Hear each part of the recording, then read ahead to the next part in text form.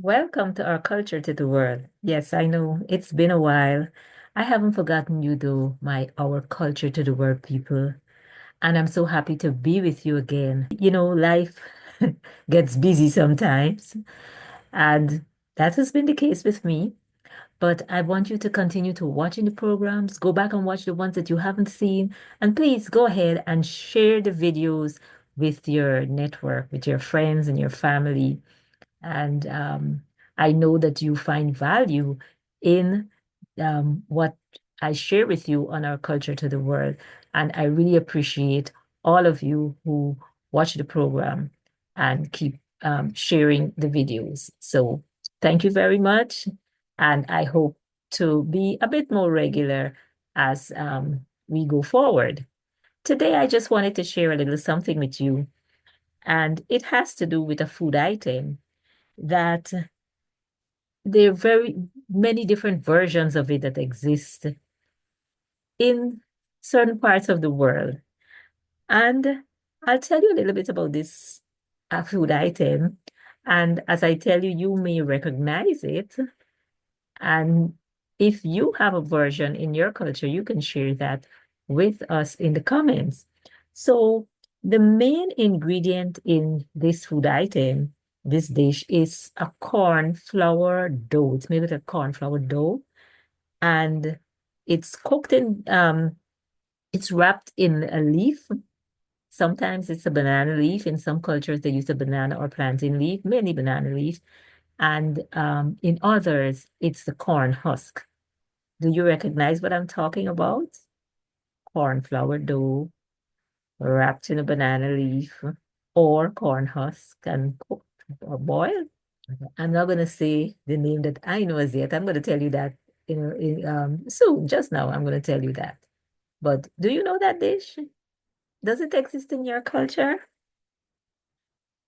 The question is, where did this dish originate? Do you have any idea? Various versions of it exist in the Caribbean and in Latin America. So, for instance, in Guyana, where I'm from, we call it conky or kanki. Kanki or conky. It depends on, how Englishified you want to be when you call it. I understand that it is also called conky in Barbados and St. Kitts.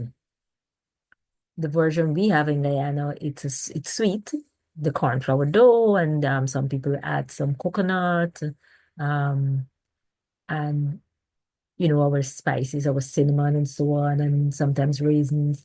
But it's a sweet treat, and I remember eating this as a child.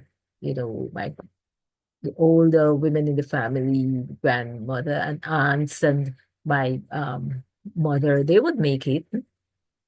Um, I've never made it myself, but recently I've been thinking, really, you know what? I haven't eaten this thing in such a long time. I maybe should look up the recipe and try to make it. So maybe if I make it, maybe I'll do a video and show you.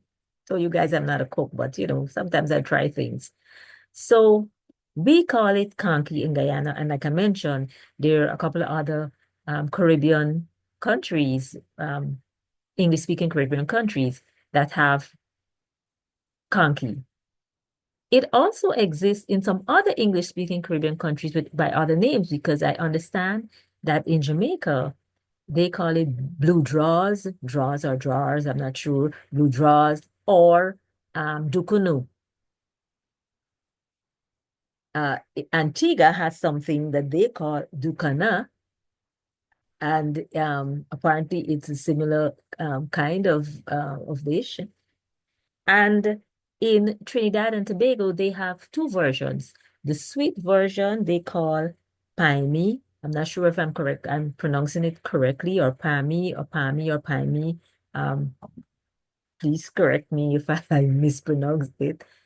And they have a savory version that they call pastel. And it's interesting that um, in Trinidad, they have a savory version called pastel, because pastel, the same similar dish with the corn flour dough, exists in in the Dominican Republic and in Puerto Rico, they call it pastel. So interesting. And in some cases, pastel, pasteles, and hoja, like, I mean, pastel in a leaf. In Belize, which is an English-speaking country, it's in Central America, but its official language is English.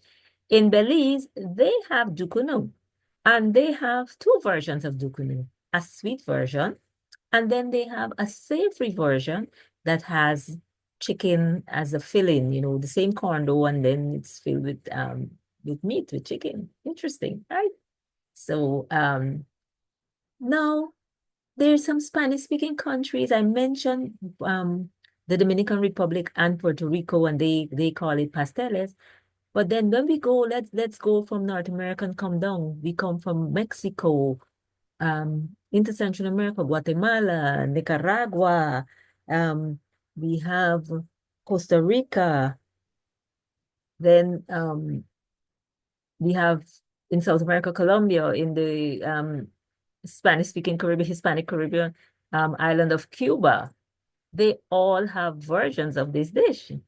Most of them call it tamales. Tamales. You may recognize that. A lot of people know it as a Mexican dish, but it also exists in Guatemala. In Nicaragua, they say tamales. They also call have naka tamales. Yes, they also have naka tamales in Nicaragua. These are all savory, the corn dough, and with meat filling, different kinds of meat filling and meat vegetables and so on mixture. So and wrapped in a leaf. Mainly, most of them use the corn husk or the banana leaf and boiled and eaten and enjoyed. So I found that very, very interesting. Um, and it's, what I find, like I said, I grew up eating this as a sweet dish in Guyana. The first time I ate a savory version of the dish was when I went to Venezuela, and they call it ayaca. And their ayaca is the corn dough, and it has different meat fillings, and they add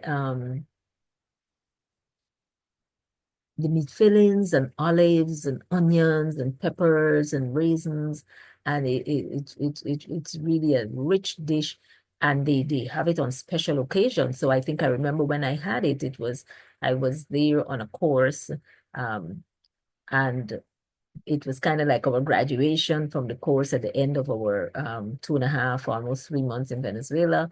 And so we had a special dinner, and they had the ayaca as one of the dishes that we had for our graduation dinner. So and I understand that they use it on special occasions like at Christmas time and so on. So yes, so ayaca in Venezuela.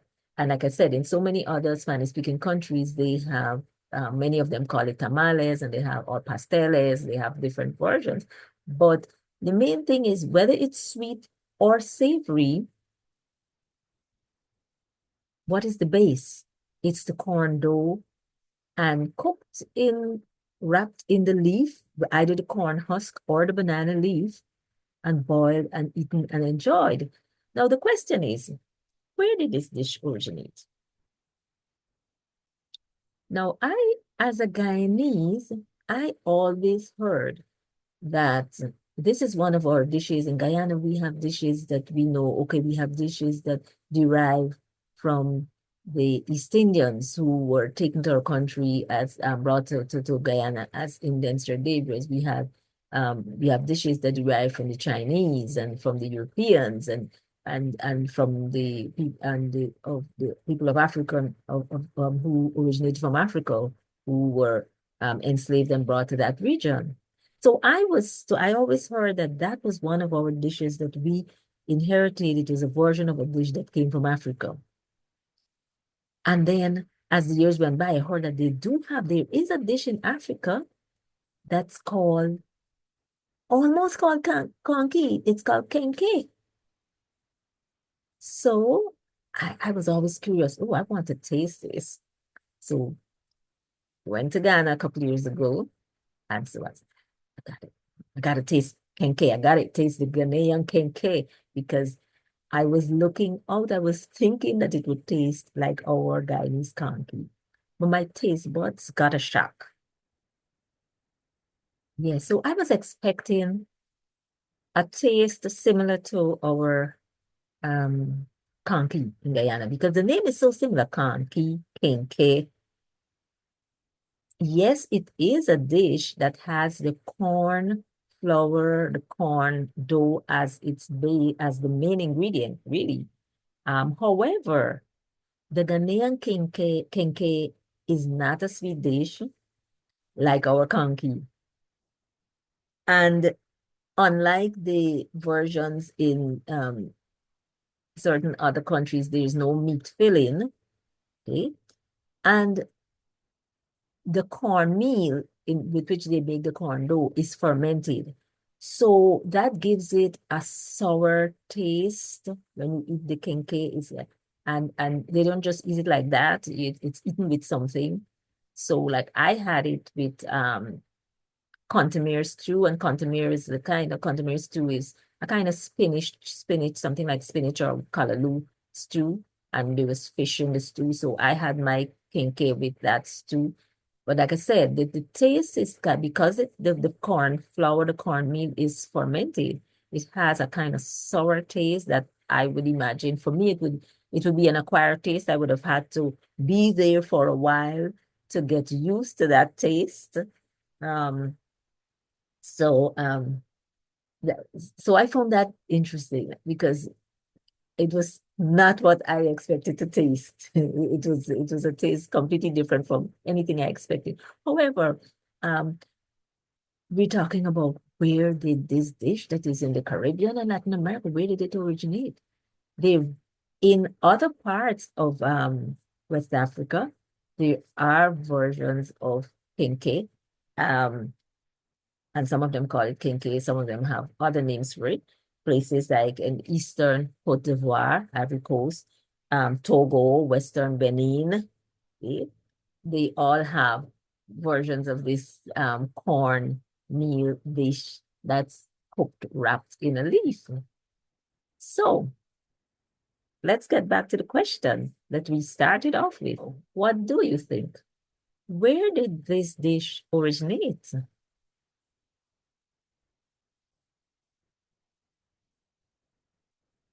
Tell us in the comments what you think. It exists in the Caribbean. It exists in Latin America. It exists in Africa.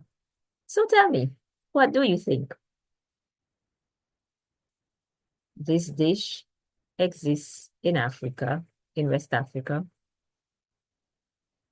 and versions of it exist in the Caribbean. So, so tell me, what do you think? Where did this dish originate? We know that there is kenke in West Africa, and we know that in the Caribbean, English speaking and Hispanic Caribbean. Oh, and I forgot French speaking because I did read just recently that there is a version um that exists in Haiti. So okay, so in the Caribbean, in Latin America, we're talking about South America, parts of South America, North America, Central America, versions exist. So where did it originate?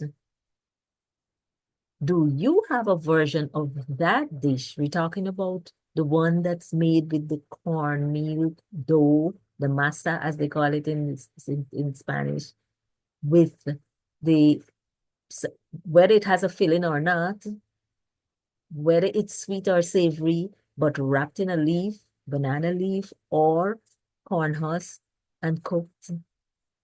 Do you have a version in your country? What is it called?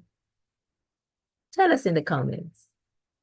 And thank you so much for watching. Thank you for being part of the Our Culture to the World family. I look forward to sharing more information, more with you. And of course, as you find value in this, in what I share with you, Please share the video, like, and if you're not yet a subscriber, please subscribe and be part of our family. Thank you again for watching, and I'll see you soon as we continue to share wonderful information about cultures around our world in our next episode of Our Culture to the World. Bye now.